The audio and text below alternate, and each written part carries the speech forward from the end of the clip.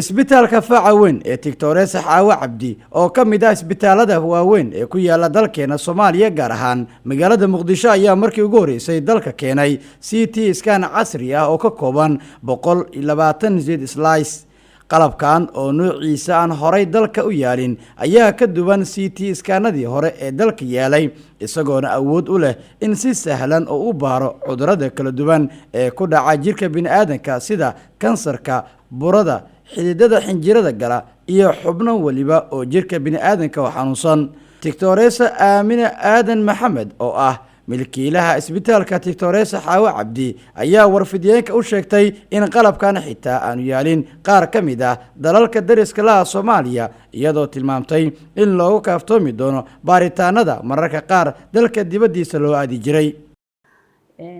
even one slice oo hadii oo cancer soo socdo ama oo stroke qofka lug i gacan inteena dhicin ka hor in hore laga ogaan karo wadankeena awal ma lahayn waxaan ku faraxsanahay inaan keenay waxaan u taaganahay shacabkeena diagnostic saxda ah qalabka ugu dambeeyo adduunka inaan u keeno si aan ugu helno caafimaad sax ah kaas waxaan mar walba ka shaqeynaa dadkeena waxay aadaan dibadda waxay ka doonaan caafimaad anaga waxaan rabnaa dalka in ay wax walba helo qof walbana awoodiisa inuu wadankiisa horumariyo Dr. Abubakar oo ku xaleer isticmaalka mishiinkan casriga ayaa tilmaamay in cudurrada lagu ogaan karo mishiinkan dalka la keenay markii ugu horeysay. We have a CT scan 128 slice so we can do every our body scan and we can see 3D motion and we can diagnose it even 1 millimeter if there is something like burrow, like tumor, like cancer, and like, for example, stroke, hemorrhagic stroke. We can diagnose fast and giving treatment and giving medical help for our patient on the time, and we can treat through. It's very important. Dr. Maxamed Yuusuf iyo Dr. Cabdi Faqi Ismaan oo ka mid ah dhaqaatiirta sida weyn looga yaqaan dalka oo aqoon durugsan u leh qalabkan cusub ayaa maamulka sare ee isbitaalka Doctoresa Xaawo Cabdi waxa uu ku amaanay kaalinta ay ka qaadanayaan sidii loo dabooli lahaa baahida caafimaad ee dalka dibadiisa loo aadi jiray loogana baaqsado safarka caafimaadka dalka dibadiisa. CT scan oo special ah oo meeshii kuwa hadda dalka yaalo iyo xataa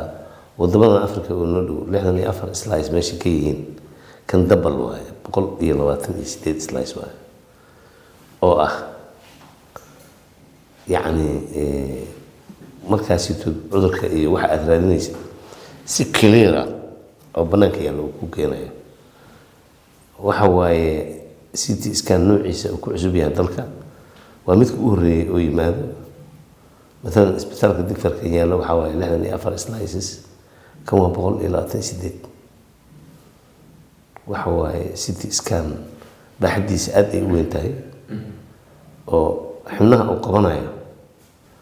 بناك سو دقاي وحكسو أي كويل Doctoresa آمنة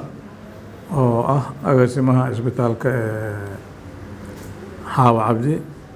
runtii aad ay u mahadsan tahay waayo baahi badan oo maanta Soomaaliya ka taagneed ayay wax ka xaliyeen tabcan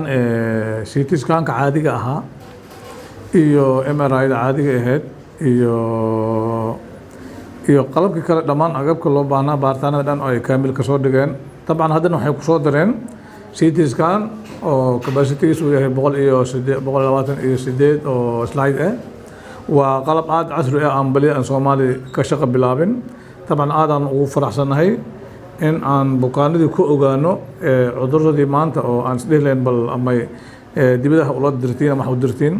هذا وقوم محسنين isbitaalka Doctoresa Xaawo Cabdi ayaa ah isbitaalkii ugu horeeyay gaar loo leeyahay dalka laga hirgeliyay waxaana lagu tiriyaa in uu hormuud u yahay isbitaalada ugu qalabka caafimaadka badan ee caasimada ku yaala